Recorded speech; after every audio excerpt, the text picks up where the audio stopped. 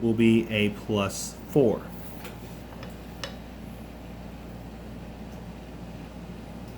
If you're noticing and thinking, wow, this is taking a while to do, that is the general case. Building a character is not a instant thing that happens. It's not a quick thing to do, but it is relatively easy. It's not as complicated as it may first seem. Because you look at this, you're like, what is all this? Where does everything go? It does seem daunting at first, but it is simple. Since we already had athletics chosen, we'll go ahead and fill that in. That'll be a +5. And next we have to choose 2 more skills between animal handling, athletics, intimidation, nature, perception, and survival. We already chose athletics as from earlier, so we get to choose intimidation, nature, perception, survival, and animal handling.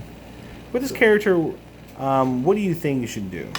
With it being an Outlander, I would think Survival is definitely. Yeah. But keep in mind, you also get certain skill proficiencies for being an Outlander. So let's go ahead and go to that quickly, because just for the whole fact that there we go. Just for the whole fact that it does give you certain proficiencies, and you were an Outlander before you were ever a barbarian. Yeah. So because that's how that works. Does it make sense? No, I'm saying that. I'm not trying to be sarcastic. Yeah, I'm just making sure everyone knows. I'm not trying to be sarcastic with that. Oh, of course, you get athletics and survival. So, I guess that free one we get as being a human, I think we'll just switch that to something else now. Since we already have athletics and survival, survival's the very bottom one. And that will be wisdom plus proficiency, so that'll be 3. Yep. Let's go ahead, since wisdom is a very used stat, let's go ahead and put insight. Very insightful of you. You can be exactly. You don't have to be intelligent to be insightful. I'll put that +3. All right. So now we have those done. You also get a tool proficiency in 1 instrument of your choice. Bagpipes. No. The bongos. Drums. Yeah. Drums in general. So he's proficient in drums. You also get an additional language. With that being said, so we either go for Primordial, Leonin, or Minotaur. I feel partial towards Leonin. All right. Write down Leonin. All right. Now it's also going to tell you some other stuff we're getting. You'll be getting a staff. So this is where more of the equipment part. So this is where you write down your stuff right there in the equipment slot. Okay. So, a staff. Just a staff? Yep. No, it's a thunder staff of godliness. Hey, you never know. It's Outlander. Who knows what they can find? A hunting trap. Being a certain kind? A trophy from an animal you killed. So don't write what I'm saying. A trophy from an animal you killed. So in other words, making a wolf paw, a bear tooth, something like that. I'm gonna make it a wolf paw, just for reasons. All right. Traveler's clothes.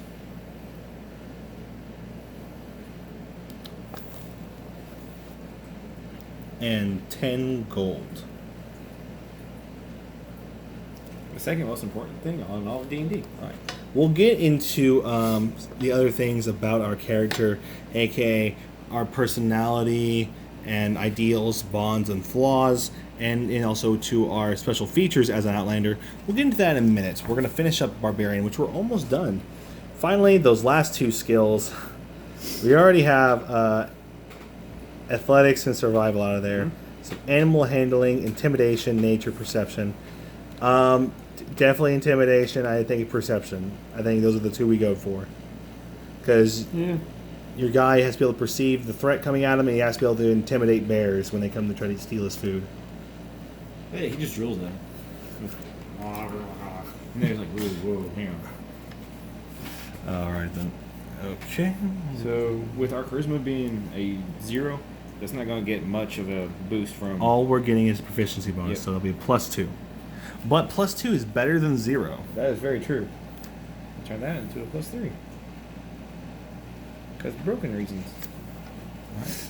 Now, With that being said, every other remaining stat that's not a proficiency, you just go ahead. You don't circle in the little dots, because that's for where you circle those in to show that you have proficiency in it.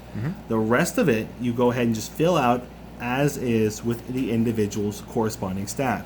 So his acrobatics would be a 2, animal handling would be a 1, arcana would be a -1, stuff like that. Sense. We're not going to do that now because just for sake of time, but that is something you would do. You would fill in those individually.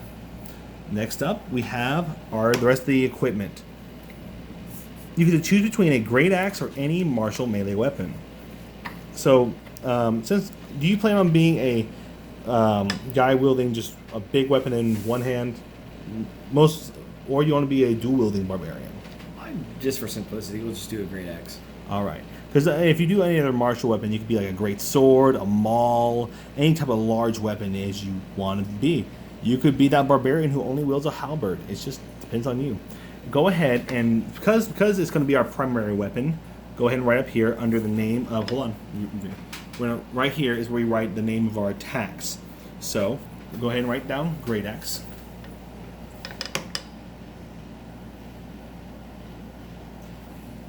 And next up, axe has an E at the end of it.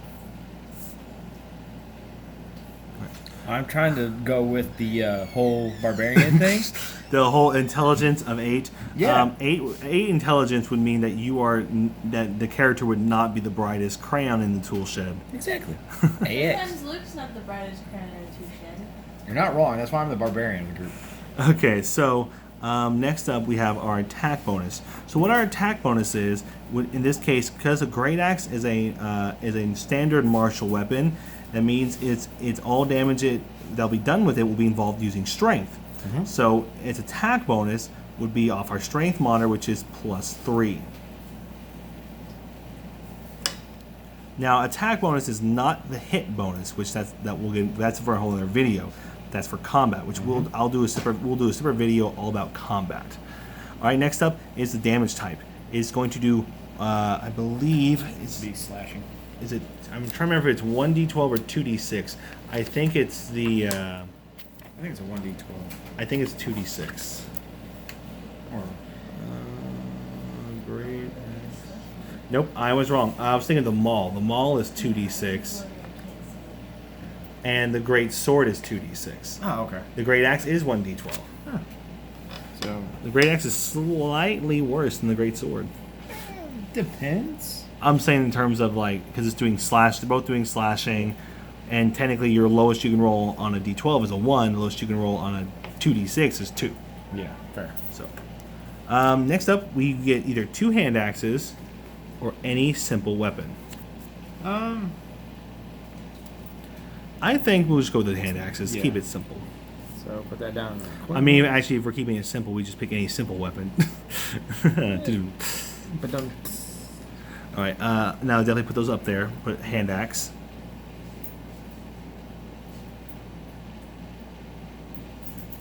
And we will definitely also. You also definitely want to do we have an explorer's pack. Yep. And 4 javelins. All right. We'll go over the content of the explorer's pack later, but because we don't have to choose between any of them, we'll just say in the explorer's pack, there's rations, there's water, there's a bedroll, and various other there's rope and various other things. Definitely, I'll write down javelin. See if I can spell it right this time. Javelin. Hey, close enough. Okay. Now the bonuses for those will still be the +3 because you're really based off strength. The hand axe is 1d6 slashing, and the javelin. It's not a 12d6. Yeah. And the javelin's 1d6 piercing. Okay.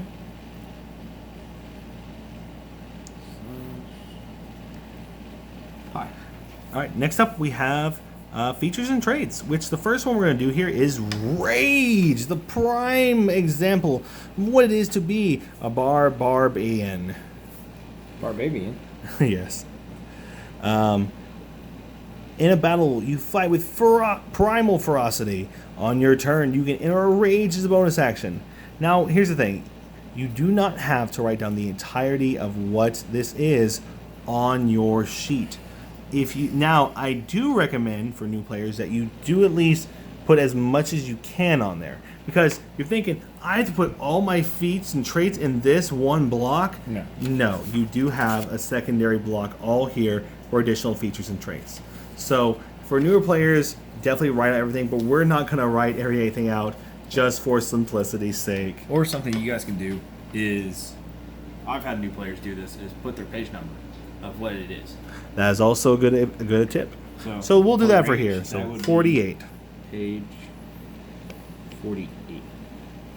And even more simplicity, you can put PBH for Player's Handbook. Yes, and to know exactly where it's from. Yeah. Because some of your abilities may come from different books depending upon your subclass. Yep. Next up, we have unarmored defense. So while you're... go ahead and write that word. So what that means is while you're not wearing any armor, which could also, which means clothing, your armor class is 10 plus dexterity plus constitution. This is kind of why we also buffed our dex earlier, because it increases our unarmored defense. So now that means we'll have a 14 in that. AC. 14. AC. Yep. Which my brain just shot for a second. He started thinking of something else. So what that means is that your AC is what the number the enemy has to roll to hit you. Which, once again, I'll go more in depth on that in combat. But that's so far now we have almost everything done. The only thing we have, because that's the only thing we get at first level. Yeah, first level stuff. Generally you don't get a whole. At second level you get a lot of things, and at third level that's when you really start opening up what all the stuff you have for most classes. There are a few classes that where that happens at second level. Druids,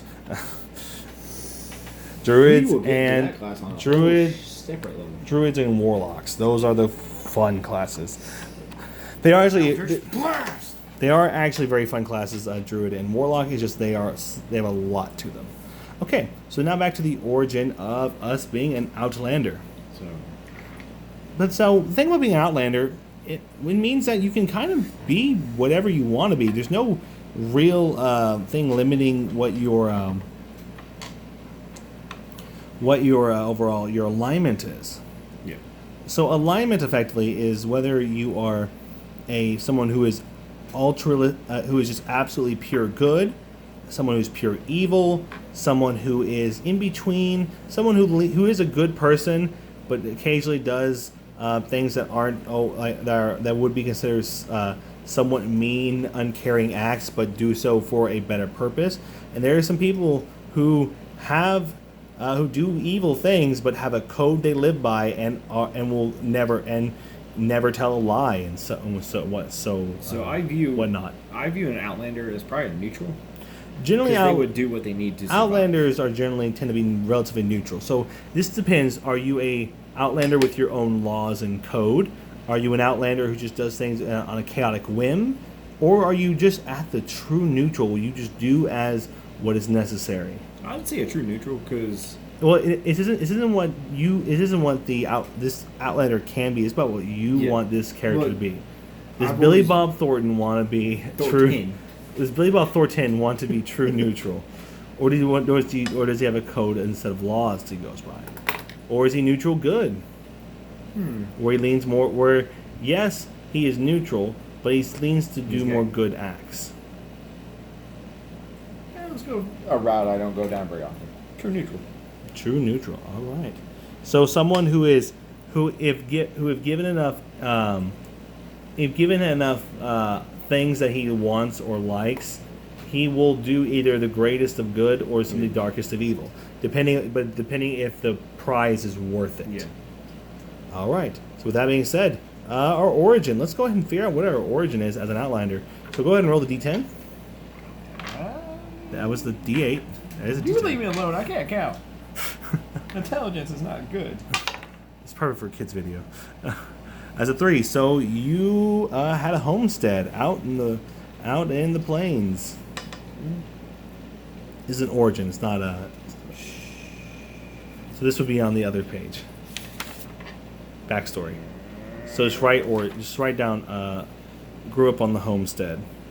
I want to grow up in the woods. Well, we rolled for it. I don't like the rolls. If you do want to create your own unique backstory,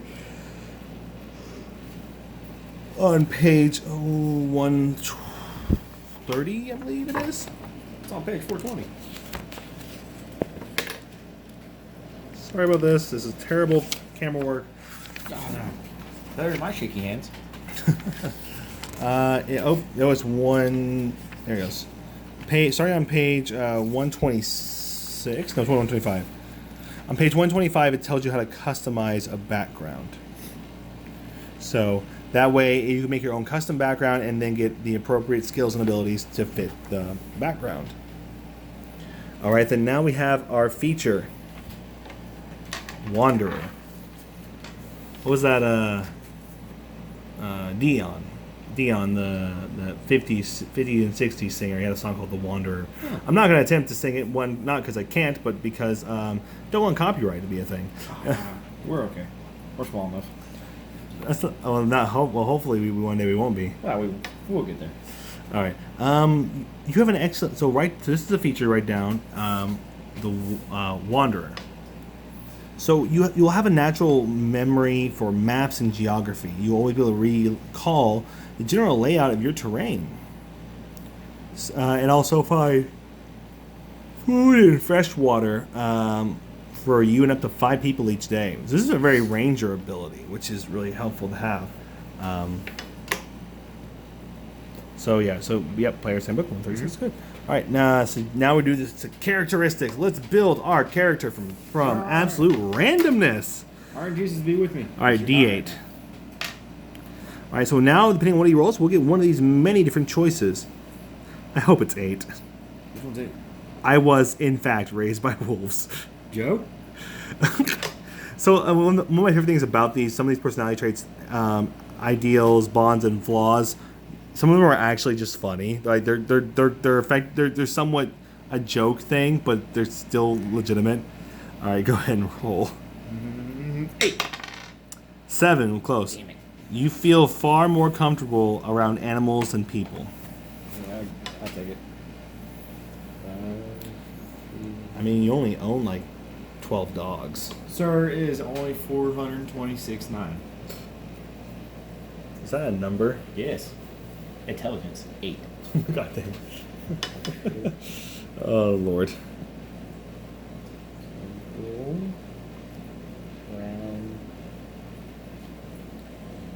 Brown chicken, brown cow. All right. People. I am very short-handing this.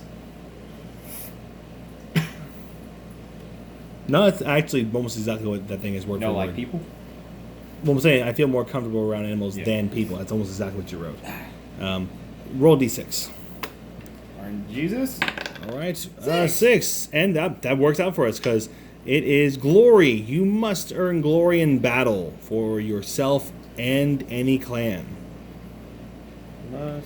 It does say my clan, but specifically for, actually instead of clan, put for myself and my god. Okay. Because Theros is a very god-centered world, unless you are an auto class, but I don't think you will be one of those. You don't know what I got planned. I feel like your character would definitely probably serve either Mogus or Iroas. No. All right. All right. Now bonds. Go ahead and roll. D6. Don't hurt yourself. 1. You die. Oh. No. My family, clan, or tribe. Oh God. Because they're all dead. Your God is the most important thing to you in life, even when he is far away from you. Even when you mess up. Important thing to you, even when I mess up.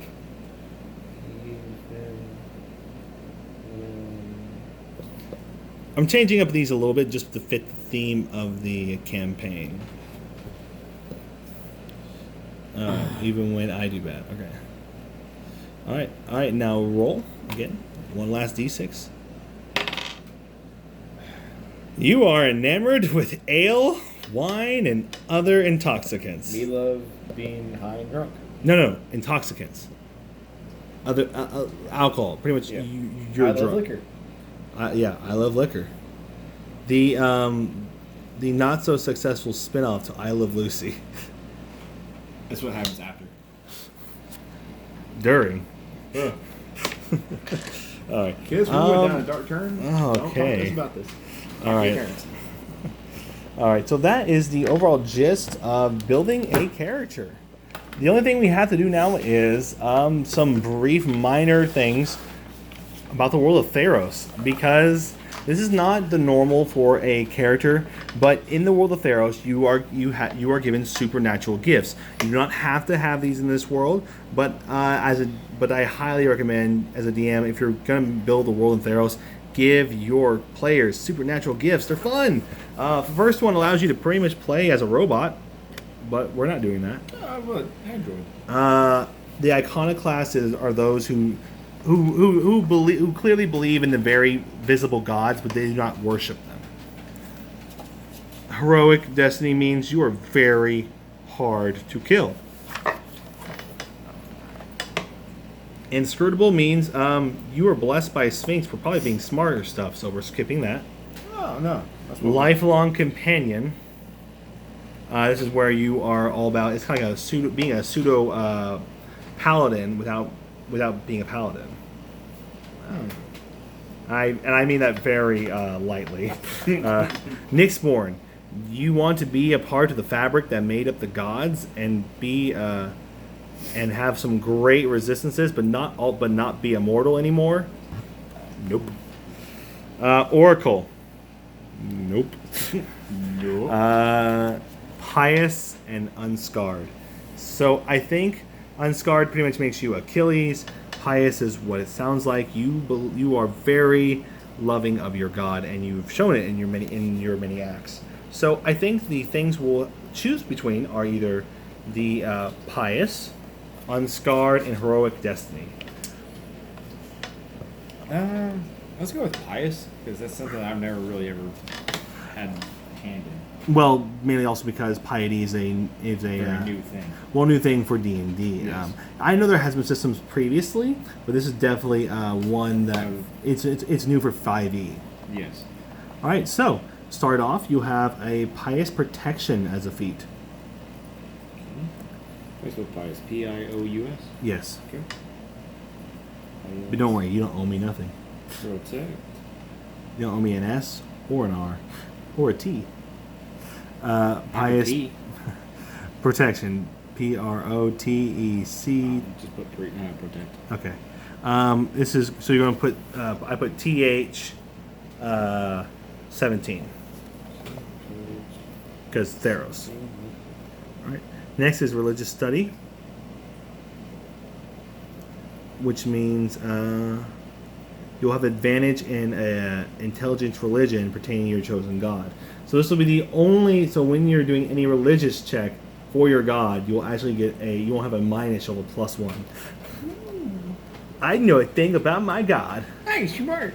He's good at hitting things. He hit things hard. Starting piety. You begin with a piety score of 3. So let's go ahead and flip over.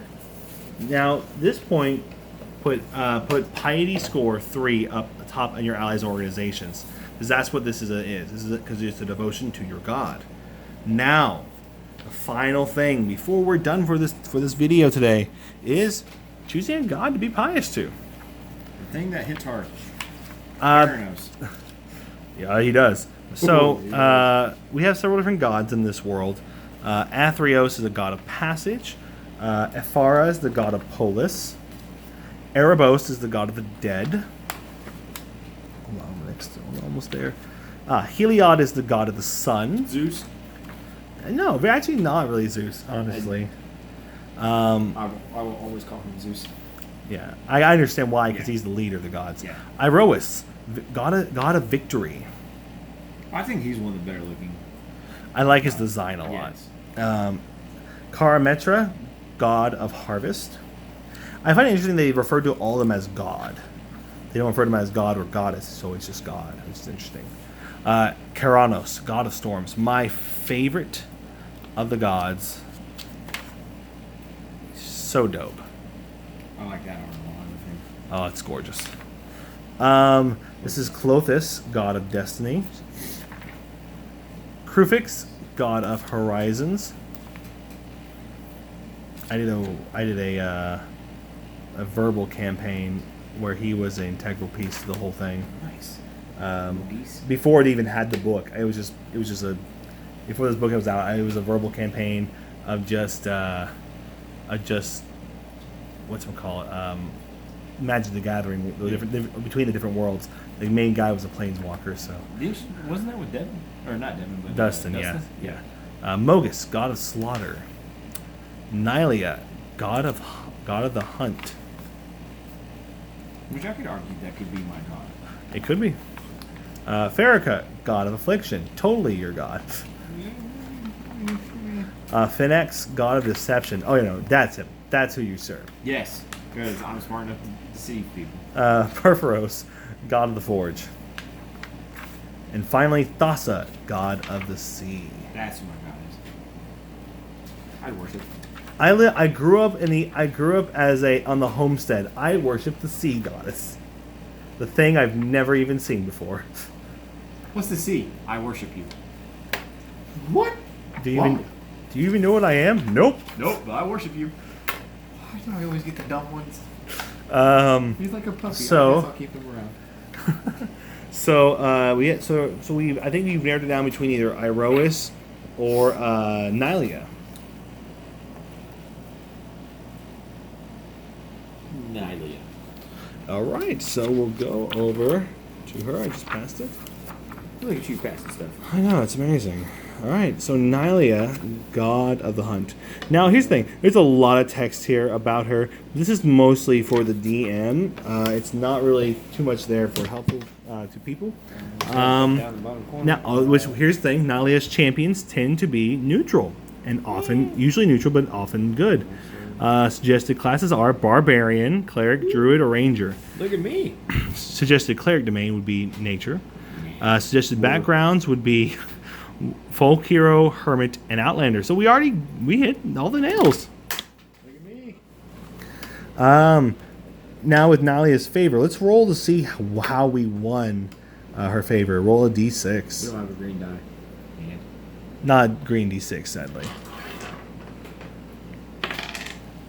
As a 2.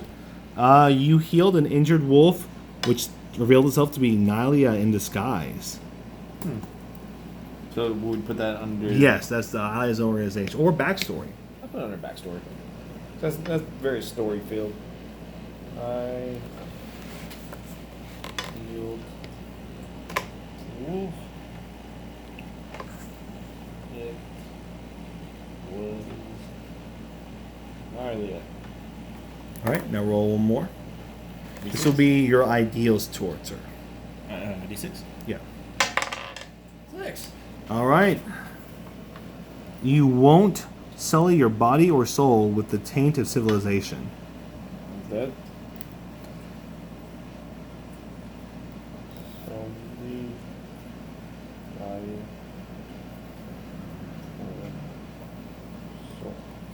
So in other words, guys, you have to go to the city. I'm going to stay here. I'm going to stay outside. But we need you to go in there. Nope. I don't like that. There's not enough trees. If I go in there, I'm burning it to the ground. I can imagine this Nyla in the background. Do it. No, it's not even going, I appreciate the fervor. Not in that direction, but I appreciate the fervor. And then Mogus is like, yes, slaughter, do it. Do it. All right. So now with that being said, let's go off what you get. This will be a trait you get. So, so go ahead and go back to the first page. We're almost done, people. I can't believe it. Oof. All right. So Nylia's devotee. It effectively allows you to cast Hunter's Mark. Ooh, A number of times per long rest equal to your wisdom. So go ahead and Do you have spells? no, you don't have to because it's not. Okay. It uses wisdom as your spellcasting ability. because you're only getting very few spells from this. You don't have to put a main spell sheet. okay. So just put underneath. You can put Hunter's Mark times whatever your which wisdom modifier 1. 1. Okay, so yeah, so Hunter's Mark times 1, and put WIS next to it. So that way you know what your spellcasting modifier is. Well, you'll know what you'll know what to do, but Yes. we'll get to that But later. for information. Newer players I'll go into spellcasting on a different day. All right, well that's pretty much a character. So let's quickly breeze over this. All right, so we have built Billy Bob Thornton, a first level human barbarian who grew up in the Outlands and is a true neutral character. Overall, has pretty solid stats, some decent armor class for first level. He's got his list of skills and abilities, his weapons and lack of armor, and his abilities. His different things he can do, and we have a bit of his backstory, his ideals, his flaws, who he is, and what he plans on doing. And that is it. That's it. I think we don't really need to go over anything else. No, this is actually a lot easier than I thought it would be when it comes to the Theros. Yeah. I figured there'd be a lot more to it. Yeah. Well, as you get further up in Theros and further along into the campaign and the world, there is a lot more to it. But as for the base level, it's pretty simple, actually. So, I'm Jimmy. I'm Luke. And we are What's on the Table, and we hope to see you back at our table. Also, remember, people, if you like this video, like it. If you really like our video and you like our other videos, subscribe if you want to see more. Another thing is, if you really like this video and think your friends would like it, Yes. share this Please, stuff. please. Share it all over. Just for initiative, every like, share, and subscribe, I'll flip a table. I won't say where. I'm not gonna say where.